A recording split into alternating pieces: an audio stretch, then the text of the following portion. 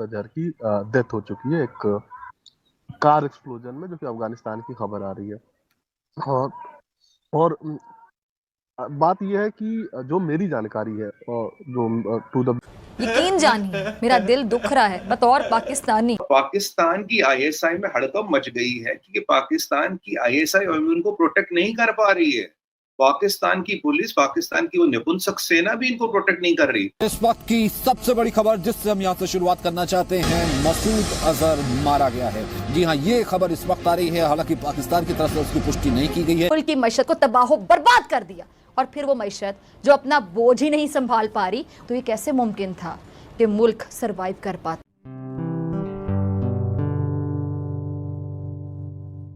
नमस्ते दोस्तों, जय हिंद। निक न्यूज़ बर्नर की रिएक्शन वीडियो में आप सभी का स्वागत है। दोस्तों, भारत के मोस्ट वांटेड आतंकवादी दाऊद इब्राहिम, मौलाना मसूद अजहर और हाफिज सईद पाकिस्तान की खुफिया एजेंसी की छत्रछाया में पल रहे थे।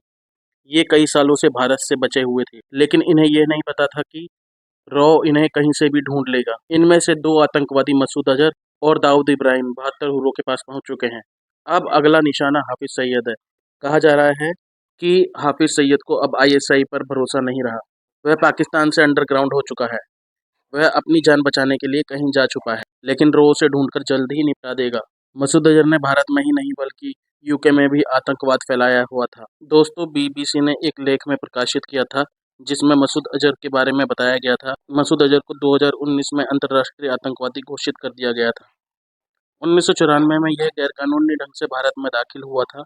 उस समय वह असल उल अंसार के लिए काम कर रहा था। जब कश्मीर में 6 विदेशी पर्यटक का अपहरण किया गया, तब इसका नाम सामने आया था। CIA ने जब इसे पकड़ा तो इसने बताया जो इसने इस्लामिक जिहाद बनाया हुआ है, इसमें 20 देशों के इस्लामिक आतंकवादी काम कर रहे हैं। फिर इसे छुड़ाने के लिए एक प्लेन हाईजैक किया गया जो अफगानिस्तान ले जाया गया। तब मसूद अजहर और इसके साथ 2 आतंकवादी छोड़े गए।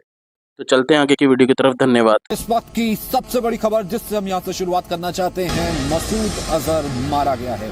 जी हाँ, ये खबर इस वक्त आ रही है, हालांकि पाकिस्तान की तरफ से उसकी पुष्टि नहीं की गई है। पता नहीं कब किसका नंबर आ जाए। और अगर आप देखेंगे संजय से 27 तारीख से लगभग अब तक रोज एक विकेट गिरती जा रही, एक एक निपटाया जा रहा है। तो समाचार तो बहुत गंभीर है इनके लिए, और संदेश बहुत डायरेक्ट है। समाचार गंभीर है लेकिन संदेश बहुत डायरेक्ट है। सबका नंबर आएगा, सब जाएंगे, और जरूर जाएंगे क्योंकि इनके कर्म ही ऐसे हैं। और पाकिस्तान की आईएसआई में हड़कंप मच गई है क्योंकि पाकिस्तान की आईएसआई उनको प्रोटेक्ट नहीं कर पा रही है। पाकिस्तान की पुलिस, पाकिस्तान की वो निपुंसक सेना भी इनको प्रोटेक्ट नहीं कर रही। वो तो अपने लिए अपनी जान बचा रहे हैं। उन्होंने तो वो लिए सर, वो BMW नहीं लिए इनके जनरलों ने, जो ब्लड प्रूफ होती है, जो बॉम्ब प्रूफ होती है, जिस माइंड से भी जो बचते हैं। खुद तो इनके जनरल ब्लड प्रूफ जैकेट लगा के घूम रहे हैं, तो इनको क्या बचाएंगे? तो सवाल ये कि पाकिस्तान में हर चीज की कीमत है, एवरीथिंग हैज अ प्राइस। कौन कहां कब निपटे, अगर सही कीमत अदा। मसूद अजहर की डेथ हो चुकी है एक कार एक्सप्लोजन में, जो कि अफगानिस्तान की खबर आ रही है। और और बात यह है कि जो मेरी जानकारी है, और जो बालाकोट का जो जाबा टॉप था उसमें ही वो मारे गए, ठीक है, ऐसी एक खबर है। और दूसरे साथ कुछ लोग ये भी बोलते हैं कि वो उसमें इंजर्ड थे जिसका ट्रीटमेंट चल रहा था रावलपिंडी के एक मिलिट्री हॉस्पिटल में।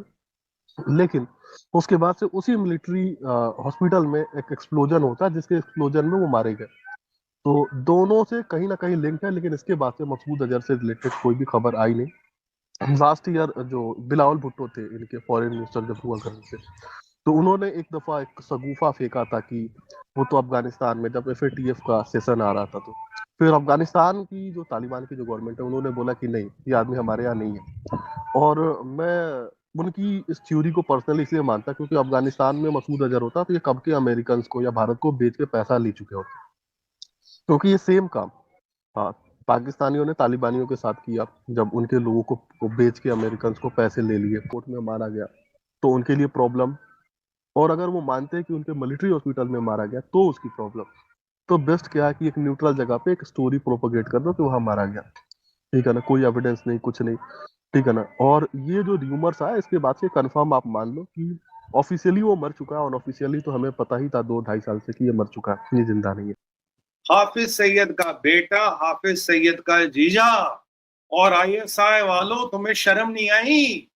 मतलब तुम्हारे एसेट के जीजा और बेटा निपट रहे हो, तुम यही कर रहे हो। अब पता ये क्या बोलेंगे? बोलेंगे उसके तो 15 बेटे, एक ने पढ़ के 14 तो बच्चे हैं।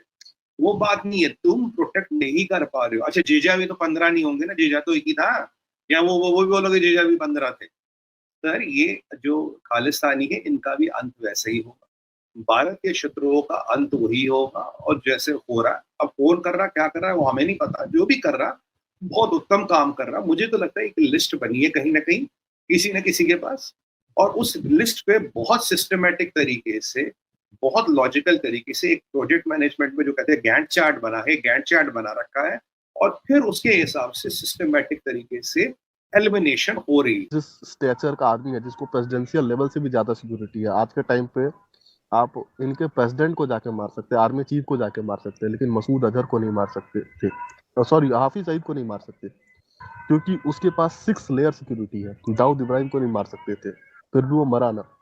तो there are always a solution to eliminate such target. Always trust your government, they better know how to do such thing. आप कह रहे हैं कि दाऊद इब्राहिम मर चुका है, क्योंकि अभी कई लोग मेरे से पीछे भी पूछ चुके हैं कि दाऊद इब्राहिम का क्या हुआ, कहीं वो न्यूज फर्जी तो नहीं है। तो मेरा हमेशा ये स्टैंड रहा है पिछले, जब से हमने ये न्यूज ब्रेकआउट की कि वो मारा जा चुका है।